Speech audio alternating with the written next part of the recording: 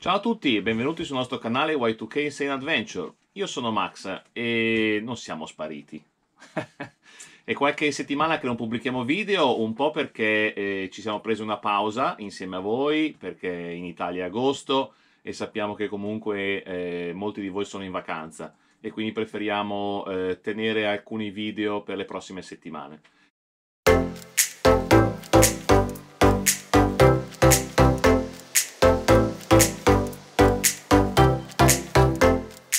Nel frattempo, come vedete, c'è un gran casino. Perché? Perché stiamo passando alle nuove batterie al litio. E c'è un mondo su internet, troverete su YouTube tantissime informazioni.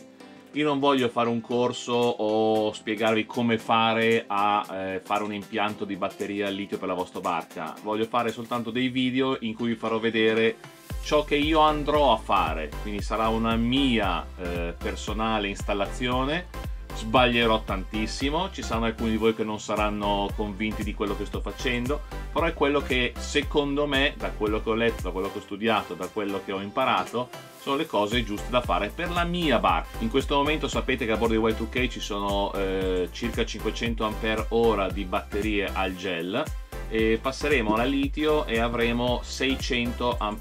Voi direte, vabbè, non c'è nessuna differenza. No, la differenza c'è come. Allora, partiamo dal presupposto che una batteria al gel, una batteria GM, una batteria ad acido aperto, come si suol dire, sono batterie che vengono utilizzate normalmente al 30% della loro possibilità. Perché? Perché scaricando, dando una profonda scarica alla singola batteria, le batterie si rovinano molto più velocemente, quindi si tende a ricaricarle molto più spesso e quando si ricaricano è bene caricarle fino al 100%. Le batterie al litio invece sono diverse, si possono utilizzare tutte la capacità della singola batteria, si può utilizzare quasi il 100%, in realtà si potrebbe utilizzare il 100%, però anche loro si rovinano leggermente. I produttori consigliano di utilizzare tra il 20 e l'80%, quindi stare in un range di scarica della batteria tra un 20% e l'80%, 90%.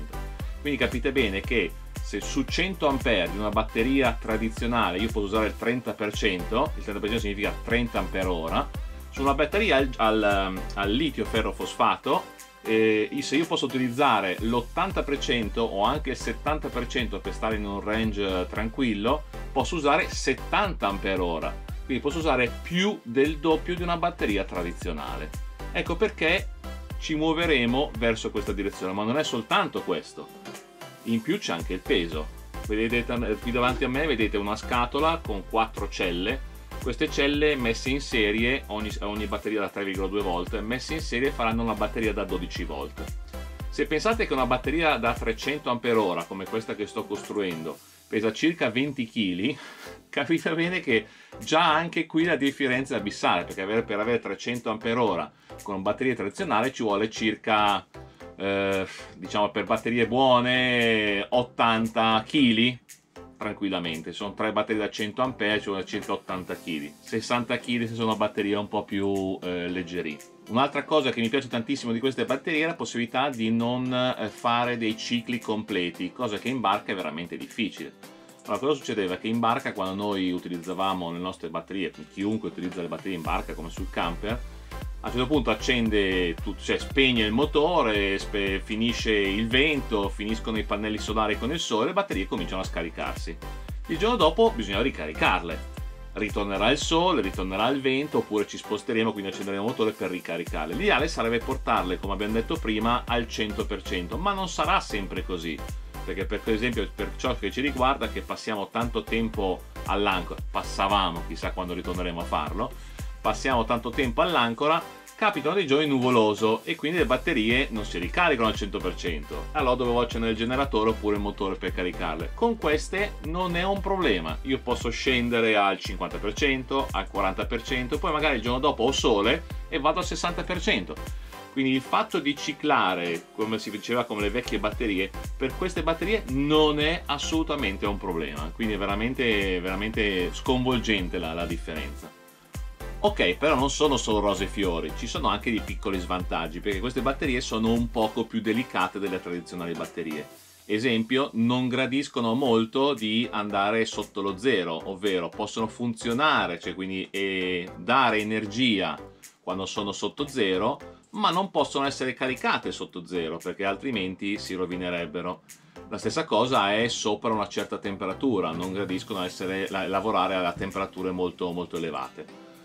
Poi per esempio non gradiscono le cariche o le discariche sopra una certa energia. Queste celle per esempio vanno da 2,5 volt, che indica che sono perfettamente scariche, a 3,65 volt. Ecco, se andiamo sotto i 2,5 o sopra i 3,65 la cella è quasi da buttare via, quindi bisogna stare un attimino attenti.